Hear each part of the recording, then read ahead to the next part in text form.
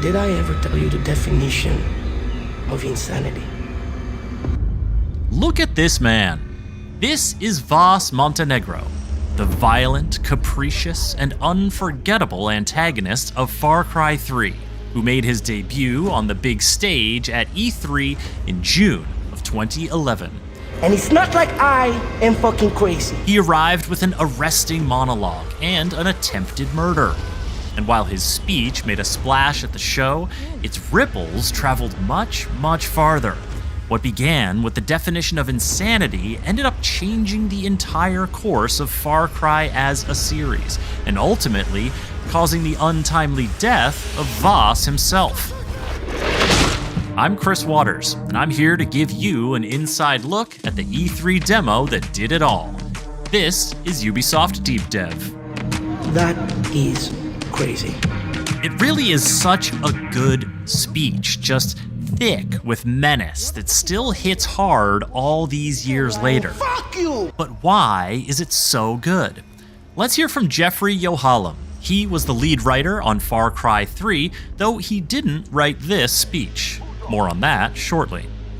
For me, the speech typifies exactly what you want to do in a video game, and that it sets up what's about to happen to you.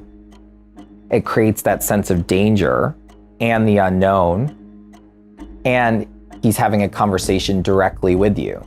But it does such a great job of getting you ready, just like an amusement park ride, for what's about to happen. The speech was the keystone of the blockbuster E3 reveal, but it wasn't originally created that way. It wasn't even part of the actual game, not at the start. To uncover the origin story of Vas and his speech, we need to talk about a research and development initiative that was underway early in the creation of Far Cry 3. Here's Henry Gay, who, as product director, helped guide the development and marketing of the game.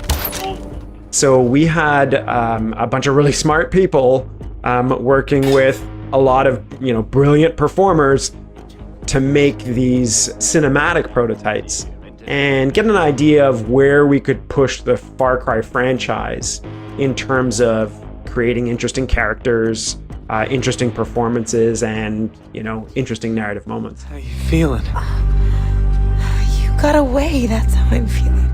That team focused a lot on facial animation and character movements, with the primary goal of minimizing the uncanny valley, that strange sensation you feel when a lifelike character isn't quite lifelike enough. The Vas speech was originally conceived as a showcase of the progress they were making. What I do remember is the impression that Vas makes as a character, and the way that motion capture technology removed any kind of barrier between the performance and the player. That when he looks at you, he is looking at you. And I think that's part of what makes that demo so captivating. Yeah, the first time I saw the Vas definition of insanity speech was actually, one of those harder days on the project. And I remember going to a colleague's desk, Daryl Purdy's desk, and seeing this, what was an animation prototype, and going, okay, damn, we might have something here. The team's technological innovations set the stage for something special. But a great monologue also needs a script and an actor. Vas's speech was written by Lucien Solban, a longtime Ubisoft writer who was a key member of that small demo team. It's vulgar and philosophical, casual and deadly serious, deftly weaving these opposing themes together to paint a compelling portrait of an unhinged antagonist. We're gonna have a lot of fun together when we wait for the money. An antagonist brought to life by the actor Michael Mando.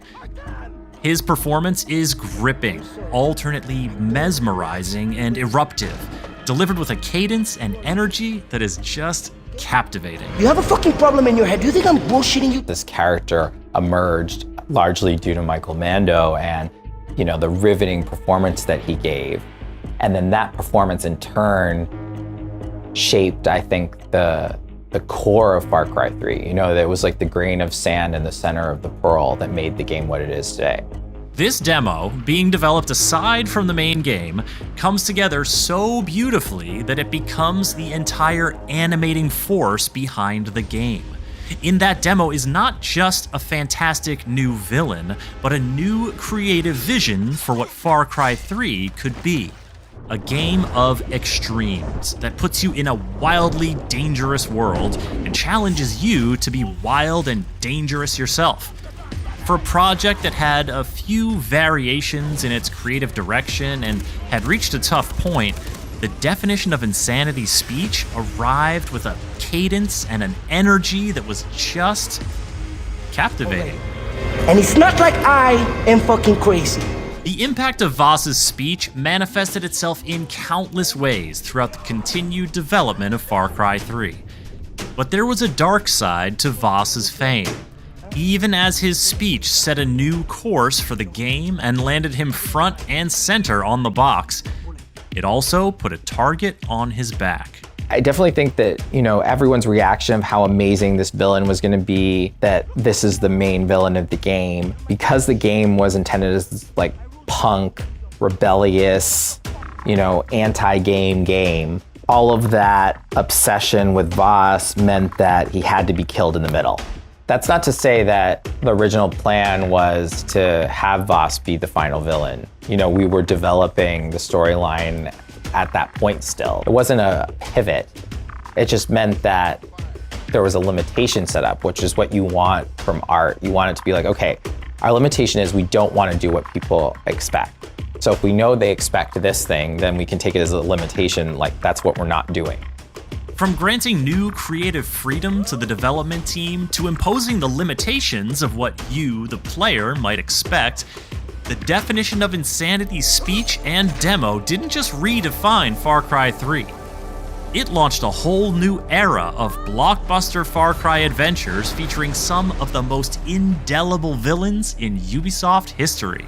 So Voss's definition of an insanity speech was a pivotal moment for the game and for the brand, and was something that the Far Cry brand used as a sort of hallmark of the franchise going forward.